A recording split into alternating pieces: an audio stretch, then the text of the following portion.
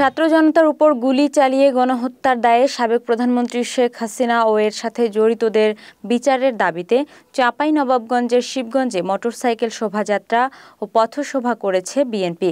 শনিবার বিকাল 6:45টার দিকে উপজেলার রানীহাটি 0 পয়েন্ট এলাকা থেকে বিএনপির রাজশাহী বিভাগীয় সাংগঠনিক সম্পাদক অ্যাডভোকেট সৈয়দ শাহীন শওকতের নেতৃত্বে একটি মোটরসাইকেল শোভাযাত্রা বের হয়ে গুরুত্বপূর্ণ সড়ক প্রদক্ষিণ শেষে শিবগঞ্জ পৌর মার্কেটের সামনে সংক্ষিপ্ত পথসভায় মিলিত হয়।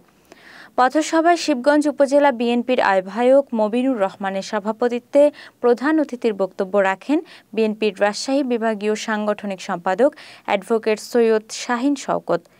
এ সময় তিনি বলেন, ছাত্রদের শান্তিপূর্ণ কোটা সংস্কার আন্দোলনে শেখ হাসিনার নির্দেশে গুলি চালানো হয়। এতে শত শত ছাত্র ও সাধারণ মানুষের প্রাণহানি হয়েছে।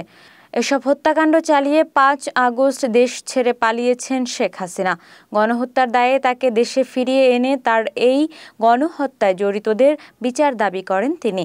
একই সঙ্গে বৈষম্য বিরোধী ছাত্র আন্দোলনে নিহতদের আত্মার মাগফেরাত কামনা করা হয়। এতে অন্যান্যদের মধ্যে উপস্থিত ছিলেন শিবগঞ্জ উপজেলা বিএনপির সদস্য সচিব হায়াতুদ্দৌলা, শিবগঞ্জ পৌর বিএনপির সিনিয়র যুগ্ম আহ্বায়ক আহসান হাবিব টুটুল ও বিএনপি নেতা জিন্নুর রহমান সহ বিএনপি ও এর সহযোগী সংগঠনের নেতাকর্মীরা।